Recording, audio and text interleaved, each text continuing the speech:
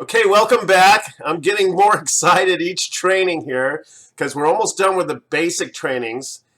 This one is the real estate basics. But before we get started, I want to remind you that this is going to be very basic because, as I have said before, we build on different levels. So some of you who are in advance and know real estate are going to say you left a lot of stuff out. Well, write those questions down or those comments that you feel like that we left something out and send them to us after you complete the deep dive. Because a lot of the stuff that we don't cover here, we're going to get into in the deep dive. That's why it's called the deep dive, because we expand on it. But we also do other trainings before we get back into real estate again, so you understand some of the things that I'm talking about. Otherwise, you can get lost in these trainings. And part of our goal is to make sure you have complete clarity and you don't get lost. So wait until you finish those deep dives before you start making comments or sending in questions. All right, let's get right into this. Types of real estate: residential, single family, or multifamily structure. Basically, what it boils down to is what are you using it for? If it's a non-business purpose, most likely means you're living in it. And you say multifamily, isn't that like, multiple families can live in it? Yes. So some of your townhouses and condominiums are considered multifamily because they're connected. Okay. And commercial and industrial property that's used just for business. No living in it. There's mixed use out there, and we'll get into that in advanced training. But, like most of your malls, your mini malls, your strip malls, or they're all owned by a real estate investor, a company. Most likely, most buildings or retail outlets are leasing those properties. And there's a reason for that, and I get into it later on. Land is just property. I call it raw land. It's minus buildings or any type of real estate. Nothing, anything that doesn't occur naturally. And so that's land. And the only thing about land I'll say at this point is that natural resources, there are investment opportunities in land. But let's get land out of the way because that's something we don't cover even in our deep dive. I think we leave land for our advanced trainings because you really need to know a lot about real estate and all the banking and all that. You have to get to a advanced level before you start investing in land, unless, once again, as I taught you before, you have a trusted advisor, somebody with a track record that is doing well in land. Then you could talk to them. But land is normally a longer term investment. But there's uses for farming, and you could actually build homes on it and turn it into a great real estate investment. That's one of the things that we do. We do new construction and acquisitions of existing. So also natural resources. You you might have gold, you might have oil. So there are ways that land by itself can produce an income. Trees, but who wants to chop down those trees? But the real estate buildings and the assets that are built on land makes that a safer investment. And we go into that and we'll let you know why. And we provided you here with a link to Investopedia if you really want to jump into land a little bit further.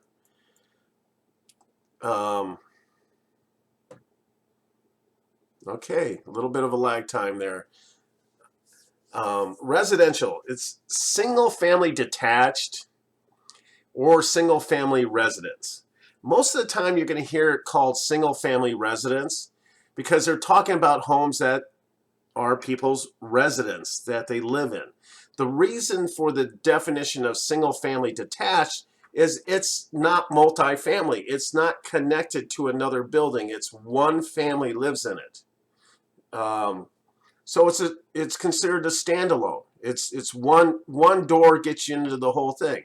When you get into multifamily, which AKA multi-dwelling units, there's more than one front door. You know, like a duplex. A duplex is two connected. A triplex is three. Quadruplexes are four living units. Condominiums are considered multifamily, as I said before, because they're connected. Even though there's one door to get into yours, they're connected. Townhouses, and they're configured in semi-detached, where apartment complexes, you might see 15 units attached in one area, then another, but they're all sharing the same land. And for training purposes, we're going to refer to residential as SFR because that's just the term we use. But you have to listen to what the purpose is, because we're going to go into living in them and rentals. And anything from two doors, we call it, or two living units up. Get used to hearing that, doors. Each door is a unit. So if there's more than two, we call that multifamily, okay? And now this, we understand this can be confusing since apartments complexes are multifamily, and they fall under residential because humans live in them. We'll train you about multifamily and cover any property that has two units or more from an investment perspective. So they're going to be valued as commercial properties. And that's because the lenders evaluate them using commercial guidelines. And we'll get into that deeper in the deep dive. And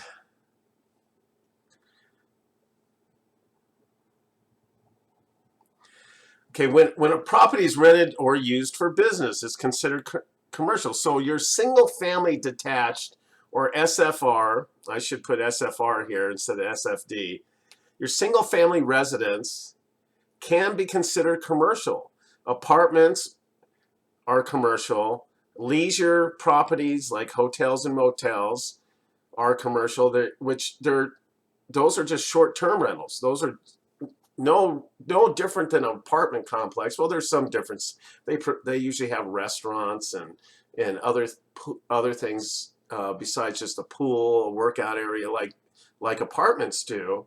So they might add restaurants and conference areas, you know, things like that. Motels don't. They're probably no different than an apartment complex. Retail, obviously, you know what retail is. I don't really have to go into that. That's your stores, your McDonald's, your GameStop, you know, your Yogurtini, your Burger Kings. Those are retail, or Macy's, and actually Costco, and I'll go into that in a little bit. Office space is, you know, where you're working is considered office space. Your company's probably leasing that space, most likely, unless they're a large insurance company, then they probably own it. Industrial, once again, is considered commercial.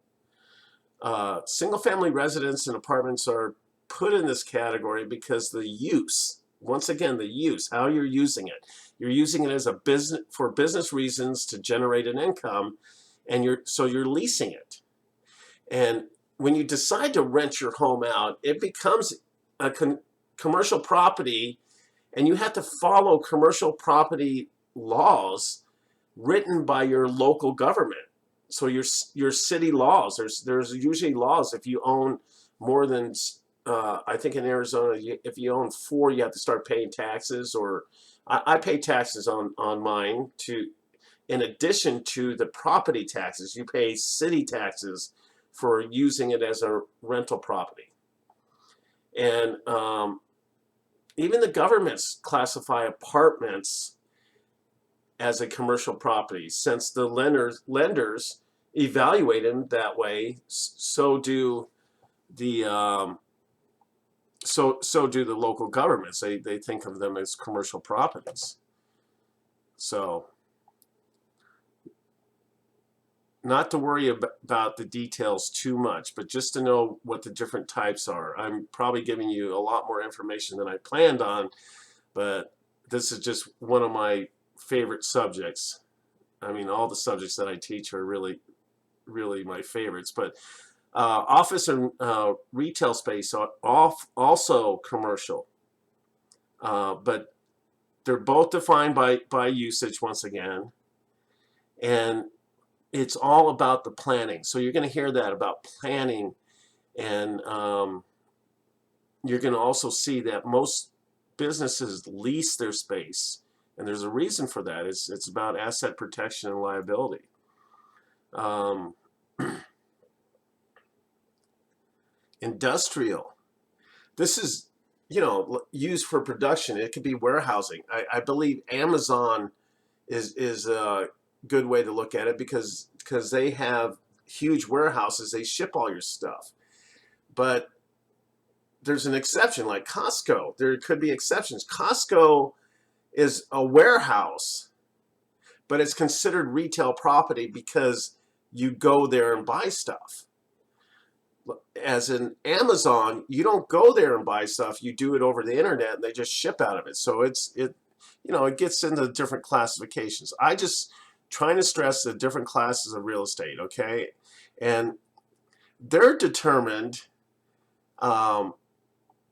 where they can be built according to zoning laws, which I'm going to get into on the next slide here. This is something everybody should know, and you probably heard about it. It's basically, it's not a factor until you get into new construction, which is building real estate on raw land, or if you repurpose an existing property. So let's say you want to build a warehouse where there used to be apartments. They may not let you do that, or there may be homes there, and the government can do something which is called eminent domain, which we'll get into that later on. It's not really that important in building wealth. It doesn't become important until you own one of those properties, so we do cover it. And you get a letter from the city saying we're taking over your property under this law of eminent domain.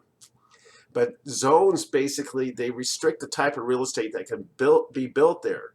So you can't have all these lots where the city plans out the future of the city. So if someone's going to build on this land, right now we've designated that land for residential, and they have different zoning codes. Or it could be zoned for, once again, residential, but apartments, which could be a different code. And so on and so forth. You could have retail, you could have, and for industrial, you'll notice all your industrial stuff, they try to keep all that in the one area of the city. It's just, larger cities, though, you'll find out industrial areas in the middle of the city, and that happened because of the way the city grew. So, it got surrounded by, like here in Phoenix, we have what, 4 or 5 cities, and you can't even tell sometimes when you're in one or the other. Some people live in Phoenix and they say they live in Scottsdale because, I don't know, because they want to be prestigious or something. But anyways, I got off track there a little bit. Okay, that's all I'm going to cover in this basic training, okay?